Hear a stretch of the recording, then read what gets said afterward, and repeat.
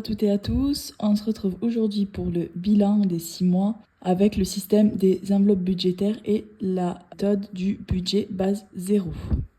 Donc pour rappel, moi c'est Leïla, j'ai 26 ans, je suis mariée, j'ai 2 enfants qui ont 2 ans et demi et 7 mois et je fais la méthode des enveloppes budgétaires sérieusement depuis janvier 2024. Donc, pour recontextualiser, j'ai découvert la méthode des enveloppes budgétaires à peu près en janvier 2023. J'ai commencé à faire quelques enveloppes de janvier 2023 à mars à peu près sérieusement. Donc, dans un premier temps, sans outil budget. Voilà, c'était vraiment des enveloppes usagées où j'avais remarqué les catégories. Donc, vraiment le classique, la méthode des enveloppes. Puis j'ai cheminé, donc jusqu'en mars j'ai tenu et ensuite on a eu des problèmes d'argent. Puis ensuite en janvier 2023, donc j'avais commencé cette méthode suite à l'arrêt du travail de mon mari. Donc mon mari qui est devenu papa au foyer car notre mode de garde ne nous convenait pas du tout. Mon plus grand enfant était chez une assistante maternelle, ça s'est mal passé. On n'a trouvé aucun autre mode de garde, donc il a été obligé d'arrêter de travailler. Donc voilà, on s'y est bien tenu pendant 3 mois et ensuite on est retombé dans nos travers et ça a été assez compliqué pour nous de reprendre le fil. Du coup, je suis tombée enceinte de mon deuxième enfant. Et là, vraiment, avec les achats qui s'accumulaient pour l'arrivée du nouvel enfant, plus le fait qu'on ne gérait plus bien la méthode, on a été à la dérive pendant quelques mois, jusqu'à juillet-août, où vraiment là, notre découvert se creusait, on avait tapé dans notre épargne de précaution. Donc là, j'ai pris la décision d'appeler le banquier et de lui demander de mettre en suspens notre crédit maison pour 6 mois. Donc en fait, il faut savoir qu'on peut le faire une fois par an. Enfin, nous, nos clauses, c'est une fois par an. Et c'est jusqu'à 6 mois. Et en gros, il nous a dit, si vous le faites 2 mois, mais que ça suffit pas, mais après, vous serez au pied du mur. Donc on a choisi de le faire 6 mois. On s'est dit, pendant 6 mois, on remet bien les compteurs à zéro. Et comme ça, dans 6 mois, on repart du bon pied. Donc en juillet 2023, on suspend notre crédit maison jusqu'à décembre 2023. Et en janvier 2024, on se met très sérieusement aux enveloppes. Donc on a bien repris les enveloppes vers septembre-octobre 2023. Mais on a tout tracé et bien mis en place depuis janvier 2024. Donc là, je vais vous faire le bilan des 6 mois, de mes vrais premiers 6 mois d'enveloppe budgétaire. Donc il faut savoir que là, je vais vraiment tout vous dire depuis janvier 2024. Donc tout ce qui s'est passé avant, on ne le retient pas. Donc, pour vous expliquer brièvement, on avait une voiture qu'on avait achetée un montant et qu'on a revendu plusieurs années après le même montant. Donc, on a fait une plus-value. Donc, on avait une petite épargne de précaution grâce à ça. Mais là, je vais vous conter vraiment l'histoire depuis janvier 2024 en repartant de 0. Donc, on va faire les calculs. Donc d'abord, ce que ça m'a apporté le système des enveloppes avec 6 mois de recul. Donc pour l'instant, c'est beaucoup d'organisation, ça prend du temps, mais franchement, c'est vraiment nécessaire. De la rigueur, donc il faut vraiment penser à prendre l'argent liquide, même si on a pas mal d'enveloppes virtuelles, c'est quand même une certaine rigueur à avoir, mais là, on est qu'au tout début, et donc cette rigueur, il faut qu'on se l'impose.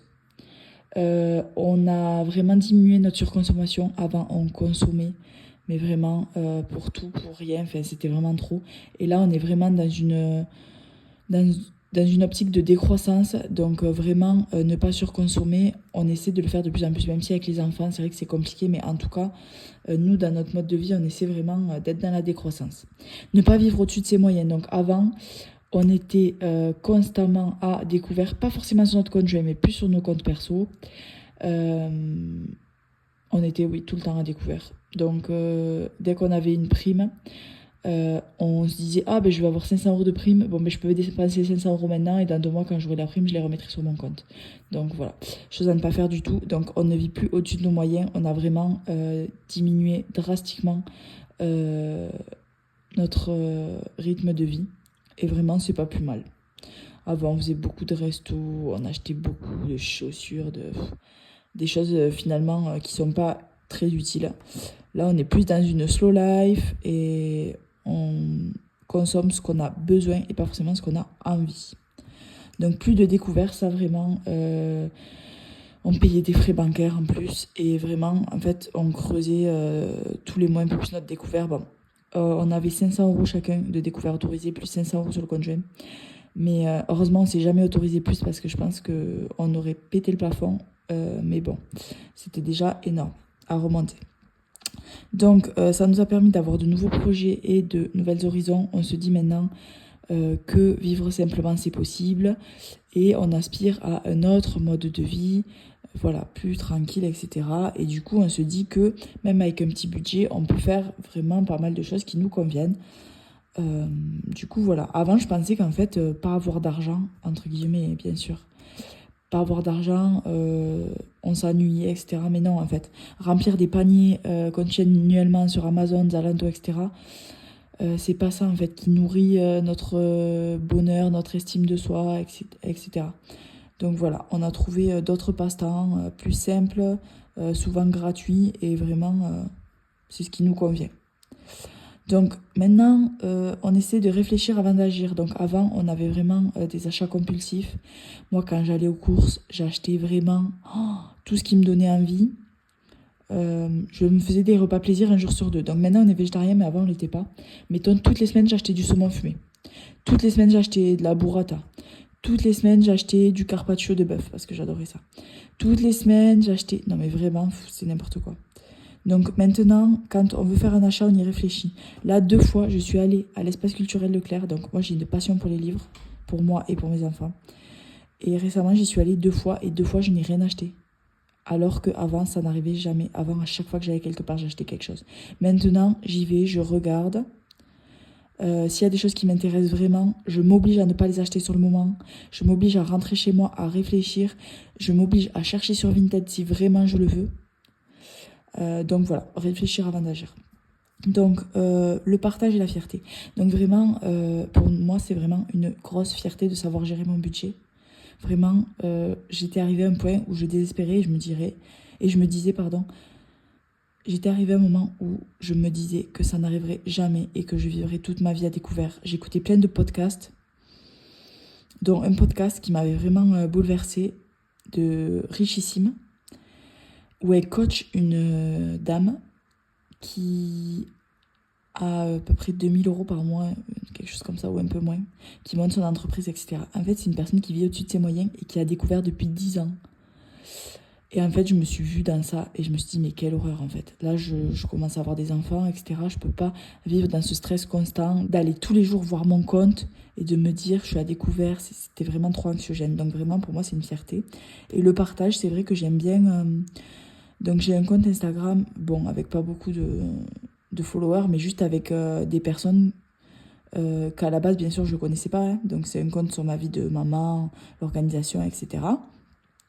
Et en fait, j'ai trouvé des personnes qui m'ont dit, mais comment vous faites avec un seul salaire, plus papa au foyer, nous on n'y arrive pas, c'est trop compliqué. En fait, je me suis rendu compte que j'étais pas la seule.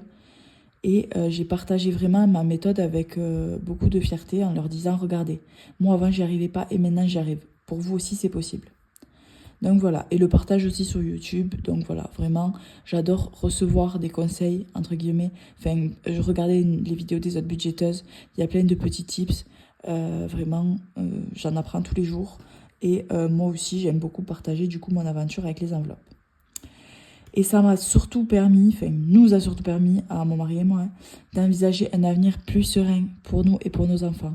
Clairement, quand on en est venu, juste avant qu'on suspende notre crédit maison, donc pour 6 mois, on en est venu, vraiment, moi j'en dormais plus la nuit. Toute la nuit, je calculais, je me disais, mais comment on va faire? Là, on a un bébé qui arrive, c'est-à-dire que jusqu'à ce qu'on ait la prime de naissance et on n'avait rien acheté. Bon, en soi, on est dans la décroissance à fond, donc on avait juste besoin d'un lit et on avait déjà une poussette. Enfin, on avait juste besoin d'un lit en gros pour le bébé et après le reste, on savait que c'était du plus quoi. En matériel, on voulait quand même le minimum, mais vraiment, c'était tellement angoissant. Et là, vraiment, j'envisage un avenir beaucoup plus serein, même si c'est une charge mentale, mais je me dis que à l'avenir, mes enfants manqueront de rien plus ou moins. Et ça, vraiment, ça me fait vraiment du bien. Et même moi, je me dis que vraiment, je peux vivre avec pas grand-chose. Et aussi avec les économies qu'on fait, que dans tous les cas, ça ira. Donc, voilà.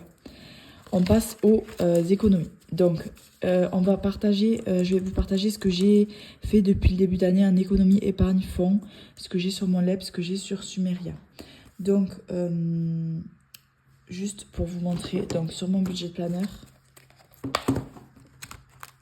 donc là, j'ai mes économies de l'année. Donc, on en est à 1256 €. Donc ça, c'est ce qui me restait chaque mois à la fin du mois et que j'ai remis dans les fonds et les épargnes. Mais pour moi, c'est, on va dire, quand même des économies. Donc, on peut dire 1256 €. Déjà, dans un premier temps. Ce qui me paraît quand même déjà énorme. Ensuite, il y a aussi, donc ça c'est ce qu'on a réussi à placer en fin de mois sur nos économies. Et il y a aussi ce qu'on a réussi à mettre en début de mois. Donc 160, 304, 249, je vais compter. Donc ça fait 996. Donc comme vous pouvez le voir, là on a vraiment trouvé notre rythme avec donc 2950 € de budget. Mais sinon, au début, c'était vraiment aléatoire. En fait, au début, je mettais ça, c'était les entrées. Et ensuite, on avait une enveloppe CB. Au début, j'avais fait une enveloppe CB de 200 € parce que je savais qu'on n'allait pas réussir à tout catégoriser dès le début. Donc, voilà. Mais bon, ça, c'est ce qu'on arrive à mettre en plus de toutes nos charges. Donc, ça, c'est ce qu'on met en fond, ce qu'on a mis en fond depuis le début de l'année. Hop. Ensuite, donc, je vais vous dire ce que j'ai sur le LEP. Donc le LEP, c'est mon livret d'épargne populaire. Du coup, c'est pour les personnes, donc il y a une tranche d'impôt, il suffit d'envoyer un mail au banquier, le banquier l'ouvre directement. Il n'a pas besoin de documents, c'est l'État qui donne directement son accord, vu qu'ils ont nos avis d'impôt, etc. Donc sur notre LEP, on a réussi à mettre donc 1000 € en épargne tout court. Donc, depuis le début de l'année, 1000 € en épargne tout court. Donc, on a eu les impôts qui nous ont fait une avance et qui vont encore nous redonner là à la fin de l'année, enfin en septembre, octobre, je ne sais plus. Ensuite, il y a un mois où j'ai mis directement en épargne. Parce qu'en début d'année, j'étais en congé mater. En congé mater, je touchais 2600 €. Du coup, je mettais directement une partie en épargne pour les imprévus.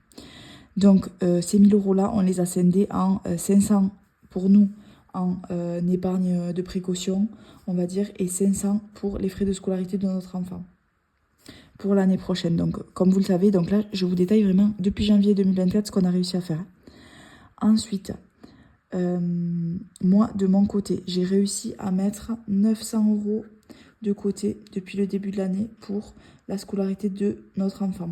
Donc ça, c'est pareil, c'est vraiment depuis janvier 2024. Comme je vous disais, j'avais des gros salaires, du coup, enfin des grosses entrées, du coup, je plaçais directement. Enfin, j'avais plus de 2600. 2600, c'était mon entreprise et en plus, j'avais les indemnités de l'intérim. Vu que je faisais de l'intérim avant de partir en congé mater, j'avais tous les mois, je crois, 500 €. Donc voilà, vraiment, je me suis dit, il fallait partir sur de bonnes bases, il fallait mettre un maximum de côté. Ensuite, on a sur Lydia, donc Sumeria, on a 200 € dans le fonds de secours. Donc, on a piqué 50 € ce mois-ci, on a eu une petite galère. Ensuite, on a toujours, donc je le compte pas, mais on a 1500 € d'épargne pour les enfants, plus de l'argent sur leur compte qui leur est destiné. Donc c'est 1000 € de fonds d'urgence en gros pour les enfants et 500 € pour loisirs, sport et culture pour plus tard.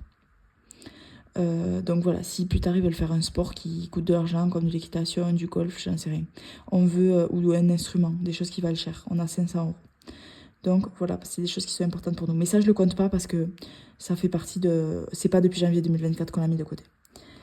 Ensuite, donc, du coup, le reste de notre voiture qu'on a vendue, je vais pas le compter non plus parce que c'était avant janvier 2024. Pour les frais de scolarité. Donc, il y a 200 € de la prime que j'ai eue au travail que je mets dans les frais de scolarité de mon enfant. Donc ça pareil, c'est ce qu'on a réussi à mettre de côté depuis le début de l'année. Et ensuite, je vais prendre nos enveloppes Sumeria pour vous dire. Donc désolée, c'est un peu brouillon, j'ai pas hyper bien préparé la vidéo. J'espère que ce sera pas trop compliqué à comprendre. Donc, depuis le début de l'année, donc comme je vous ai expliqué dans ma vidéo sur nos entrées d'argent, Tous les mois, on budgète sur 2950. Tout ce qu'il y a au-dessus, on le met en épargne automatique dans une enveloppe. Pour les mois où on aura moins de 2950. Et vu qu'il nous faut quand même ces 2950 pour pallier à nos charges, pour compléter. Donc ça, c'est une enveloppe qui est censée bouger jusqu'à la fin de l'année, je sais pas. Vu que je réduis encore un peu mon temps de travail, là actuellement j'ai 1500 € de salaire fixe, plus après les gardes et l'intérim, mais 1500, et là je vais passer à 1250. Donc du coup voilà.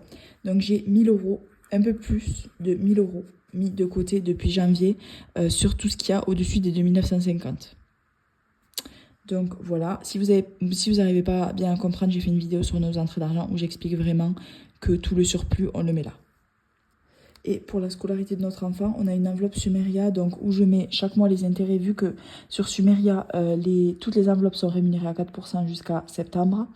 Du coup, chaque mois, ça nous met des intérêts.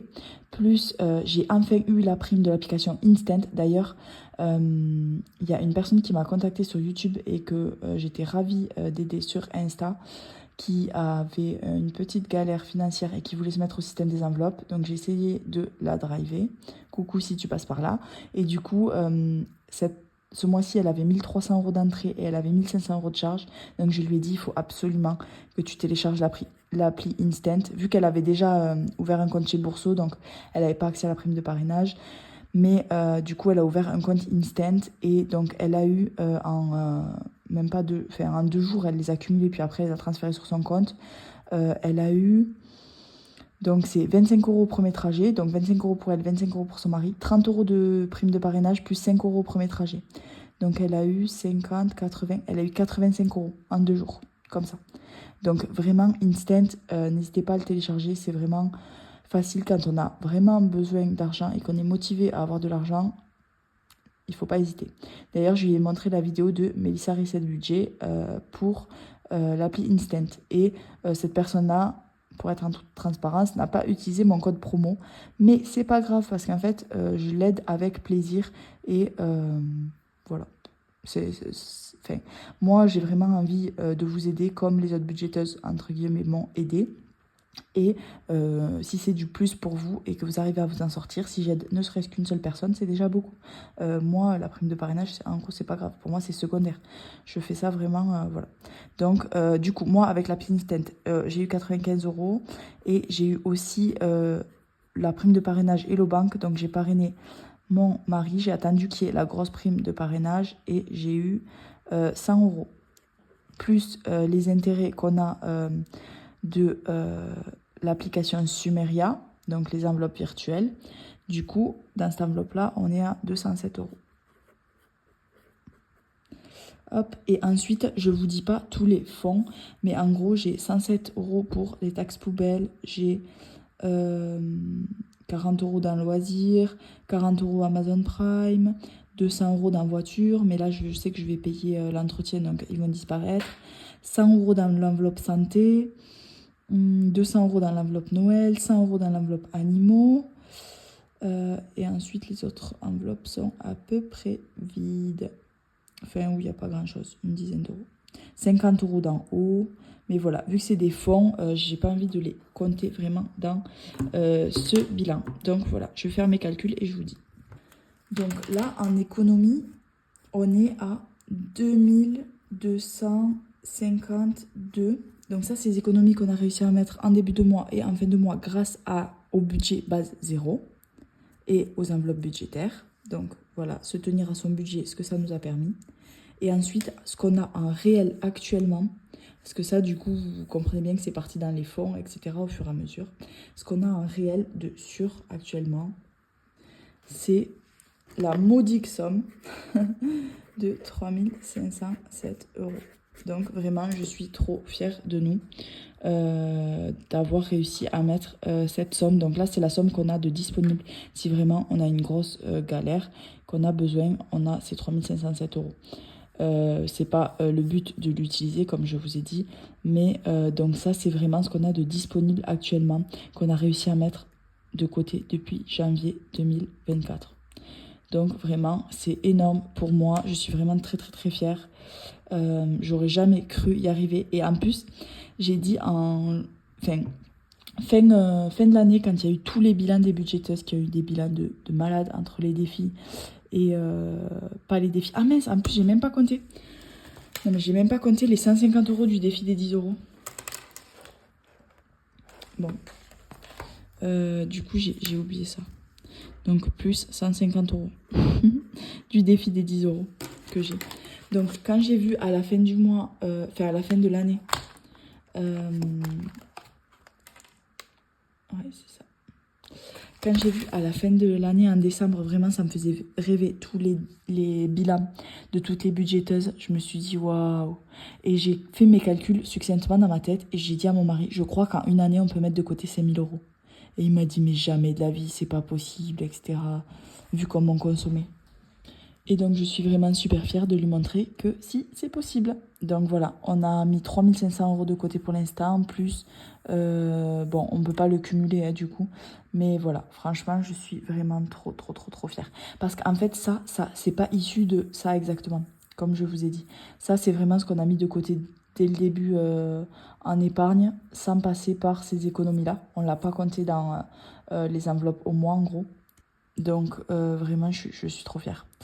Donc vraiment, je vous conseille la méthode des enveloppes budgétaires. Le budget base zéro, c'est vraiment un peu d'organisation avec notre budget qui est assez serré. Quand j'ai dit à un collègue de travail à moi qu'on gagnait, donc lui il est seul avec sa femme, sans enfant, quand je lui ai dit que on avait un budget de 3 000 € par mois et qu'on arrivait à mettre de côté par mois presque 500 €, il ne me croyait pas. Parce qu'en fait, on arrive souvent à mettre de côté 200 € vers la fin et 200 € vers le début, plus s'il y a un surplus en gros, quand je mets directement là. En gros, ça fait globalement 500 € d'économie par mois sur un budget de 3 000 €. Donc c'est vraiment énorme. Et il me disait que lui, il arrivait à mettre beaucoup moins alors qu'il faisait quand même attention, qu'il mettait de l'épargne en début de mois, en fin de mois, etc. Mais vraiment, voilà, je suis vraiment trop fière. Donc ça c'est mon bilan avec mon budget, mes contraintes, mes envies, mes priorités. On en a tous des différents. Vraiment, faut pas se comparer. J'ai vu le bilan de By Linda, si vous la suivez, et vraiment il est énorme. Je crois qu'elle a 10 000 € ou non, 5 000. Je crois qu'elle est à 5 000 rien que dans ses défis, donc d'argent qu'elle a disponible, sans compter les fonds, etc. Mais moi aussi, ça qu'on soit bien d'accord, donc c'est de l'argent qui est vraiment mis de côté, qu'on n'est pas censé utiliser tous les mois. Donc voilà, et juste la petite précision, donc vous l'avez compris, les 5 000 €, enfin les 6 000 € qu'on a payés cette année de frais de scolarité des enfants, du coup on les avait déjà de côté, mais d'avant, pas de la méthode des enveloppes budgétaires. Donc voilà, je suis trop fière de nous. Allez, n'hésitez pas à me dire quels sont vos petits bilans à 6 mois. Mais moi, c'est surtout sur le mindset et sur, surtout sur l'état d'esprit et sur comment on répartit notre argent qui me fait plaisir au-delà du chiffre qui est quand même pour moi énorme. Mais bon. J'ai adoré voir le bilan des 6 mois de toutes les autres budgéteuses. Donc la première, c'était Aurélie, les enveloppes dorées. Et après, j'ai vu celui de By Linda. Et je crois que j'en ai vu d'autres, mais voilà. N'hésitez pas à me faire vos retours. J'attends avec impatience. Ciao, ciao!